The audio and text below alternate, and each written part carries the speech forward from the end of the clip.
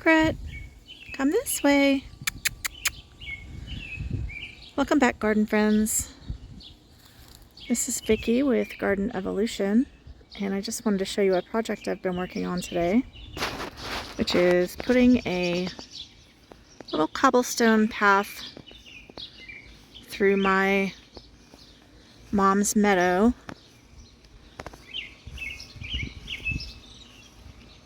Here's her sign again that just came in a couple days ago. Nancy's Meadow. I'm gonna put it up like on some wood stakes or something. It's just sitting there for now because it's got like 2 holes in the sign on either side, but I'm gonna have to get some stakes or something to attach that to. So anywho, just wanted to show you my little cobblestone pathway. It's almost done. I'm not sure if I'm going to finish it today. I'm honestly really exhausted from carrying all these heavy stones, but this is how much further I have to go. So I want it to come right along here to the edge where the grass ends, and then going up this way to my neighbor's lawn. And the reason is because the mailman comes through that way. We live in a historic district and all the mailboxes are like on the actual houses. So they cut through our yards and stuff, which is fine by me, but I just want to have the path, you know, go up that way and up that way, and then it will be done. But I'm just really loving how it turned out. I think it's, you know, breaking this into multiple gardening areas. In fact, let me go look at it from the above view. So on this side, eventually this will be filled in with a bunch of shrubs and like hydrangeas and stuff that will fill up all of that space. And then along this side, this is kind of like the top of the terrace. There's a little wall right here that you can't see because it's covered in mulch right now, but it's a stone wall. And I want to have various flowers planted along this pathway that go behind my lower level of hydrangeas that run down there. So I have to watch my step because the stones are still a bit wobbly, but they will settle in eventually. And I just really love this. It's been such a nice day as well, like super breezy. Birds are chirping and all that. And I'm really liking how that headboard turned out against my shed with the rose against it. I think it's just giving it a romantic feel, and I can just imagine when that Zephyr puts on more growth, because I just planted that last fall.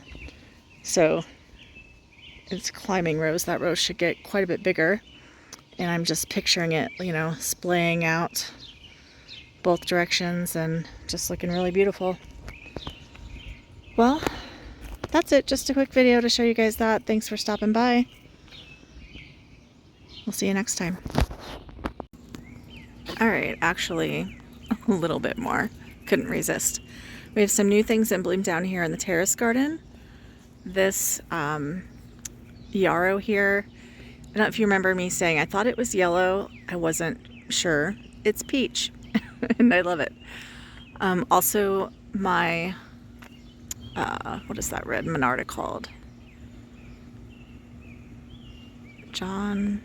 Jacob Klein. Shoot, I can't remember now.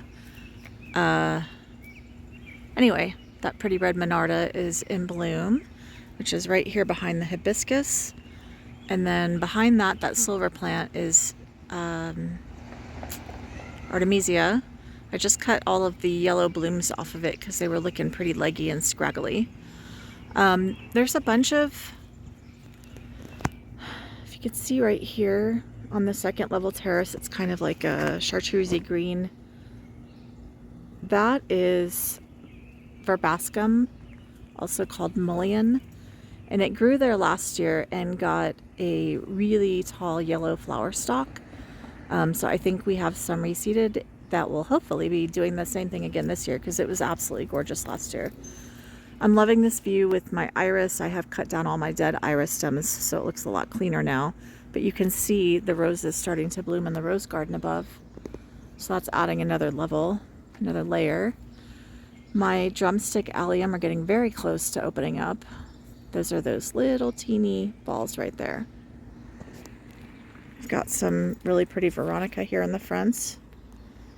Little bumblebee is visiting at the moment. Let's come and see him. Where did you go, man? Oh, there he is. This is something that I need to get planted. It's called Snow in Summer. I like the gray, silvery pop that is adding right there, but it's just still sitting in a pot. This, I think it's yellow flowers, which is also something that I don't really have in this area, so I thought it would be a nice addition right there. Of course, this yarrow is just looking so amazing. Can't even believe how pretty that is. This second level looks kind of a mess right now. I did get up there and do some weeding, but I mean not much. Very soon, I actually already have some purple coneflowers opening up there, but you can't really see them yet. But very soon we're going to have some white daisies and some purple coneflowers opening up there.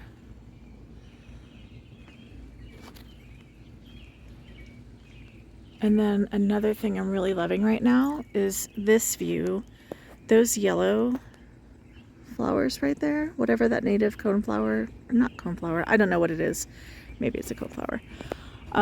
But that is super pretty. Oh, and some of my orange tiger lilies are starting to bloom back there as well.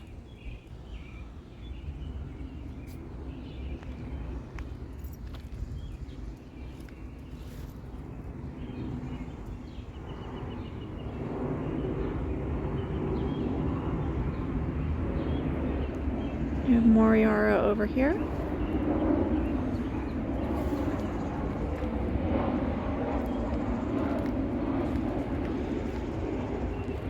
This really tall bee balm is putting on buds like it's about to bloom. I'm so tempted to cut it back. I hate how tall it is. So definitely after it blooms and starts to, you know, lose its beauty, I will be cutting that way back. And then hopefully it'll bloom again. It should.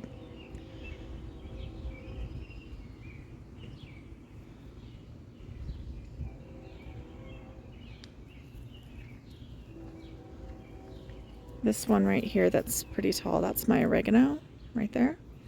And that also should be blooming here soon. So that'll be pretty. I think they get pink or pinkish purple blooms. I like how it has like this vase shape. Like seriously, last year it was like 6 inches tall. I had no idea it would get this big. So I'm thinking of adding more of that into my garden. I like the height and everything, just maybe not right there. So maybe I'll add some of that to my second terrace. All right, ending it here. Well, I finally got my fountain working. And this rose hasn't been blooming yet, so this is the first time that we're seeing this one. And it is gorgeous. Her name is Princess Charlene DeMonico.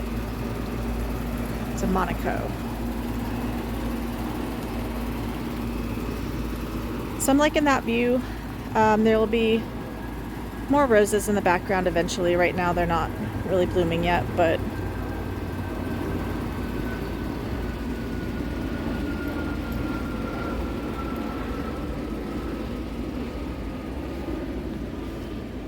I kept most of the blooms off of my pretty and pink climbing roses because they're so droopy until I think I get these stems, you know, long enough that I can attach them to my porch railing. I just think they're going to be like, because their blooms are so big, they just droop over. So like this one looks good, but pretty much all the other ones were on the ground. So I just cut them earlier. But isn't that pretty? Pretty and pink Eden climbing rose. Nice big buds.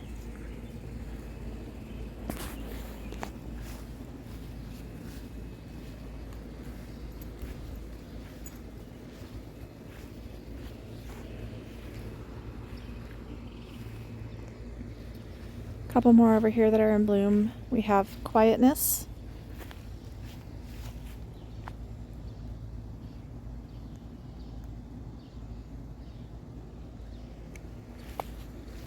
And Tuesday McMain's. Very pretty. Has a really nice smell too. And then this one is my mystery rose that I'm pretty sure is Abbey de Cluny. Not sure if I'm saying it right.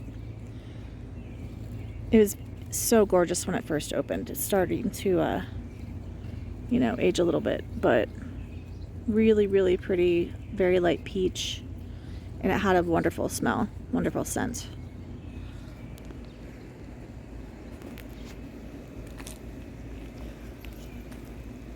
A couple others that are definitely blooming. My iceberg is going crazy, blooming its head off. And these two down here, these are also mystery roses. I've explained before, these were rootstock of a grafted rose, and the part on the top died on both of these.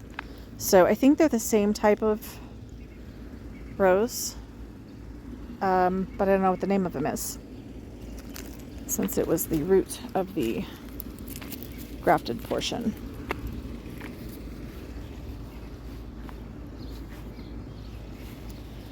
And this is kind of an old bloom, but it's a Jacques Cartier David Austin rose. Yeah, it's fallen apart.